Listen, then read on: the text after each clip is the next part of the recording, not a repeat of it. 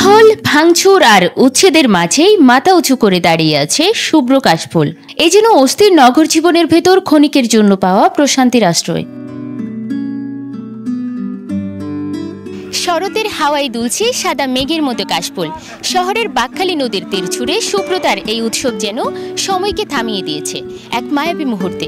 কিন্তু আশ্চর্য সৌন্দর্যের জন্ম হয়েছে আবর্জনার স্তূপের ধারে, যেখানে দিনরাত কেবল ভাঙচুর, উচ্ছেদ আর আতঙ্কের দৃশ্য।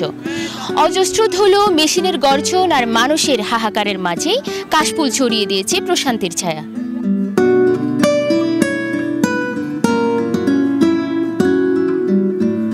প্রকৃতির এই দৃশ্যবন্দী হচ্ছে সাংবাদিক থেকে বিনোদন প্রেমীদের মুঠোফোনের লেন্সে। আতঙ্কের উচ্ছেদ অভিযান, ব্যস্ততার নোংরা নর্দমা সবকিছুকে ভুলিয়ে দিচ্ছে এই ছোট্ট বাগান। সোশ্যাল মিডিয়ায় নেটিজেনরা ছড়িয়ে দিচ্ছেন এই প্রশান্তির বার্তা। কাশবনের সাদা মেঘের ভিতর মনের খোরাক মেটানোর চেষ্টা করছেন ঘুরতে আসা দর্শনার্থীরা। আমরা এখানে প্রথমবার পরিবার সহ ঘুরতে আসলাম, দেখতে আসলাম সৌন্দর্যের কীরকম আর কি। এই প্রথম আমরা এই কাশফুল দেখতে আসলাম, অনেক ভালো লাগলো।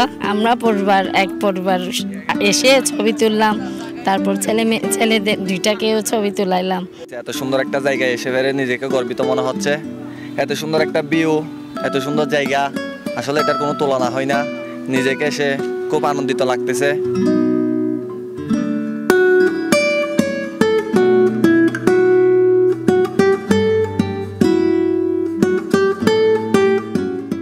দিন শেষে হয়তো উচ্ছেদ আর ধুলোয় মিশে যাবে এই সৌন্দর্য, তবুও ক্ষণিকের জন্য হলেও শহরবাসীকে দিয়েছে আনন্দ, দিয়েছে প্রশান্তি, এমনই মনে করছেন ঘুরতে আসা ভ্রমণপ্রেমীরা। তো আমার একটা বন্ধু হঠাৎ কল দিয়ে বলছে, বন্ধু এরকম এই যে কুরস্কুল একটা প্রকল্পর ব্রিজ আছে, এর নিচে মানে কাশফুল আছে। তো আমি এখানে এসে দেখতেছি কক্সবাজারে এরকম সুন্দর জায়গা আর কোথাও নাই। আমার এই জায়গায় এসে আমি অনেক ভালো অনুভব করতেছি। কাশফুলের দোলা যেন স্মরণ করিয়ে দেয় প্রকৃতি কখনো হার মানে না। ধ্বংসস্তূপের মাঝখানে দাঁড়িয়েও দিচ্ছে শান্তির বার্তা, সৌন্দর্য ছড়িয়ে দিচ্ছে। উচ্ছেদের কোলাহল আর শহরের কোলাহলের মাঝেও শুভ্রতার দোলা দিয়ে বাকখালী নদীর তীরে এই কাশবন যেন হয়ে উঠেছে প্রকৃতির কবিতা। উম্মে হাবিবা শিরু, চিটাগং ট্রিবিউন।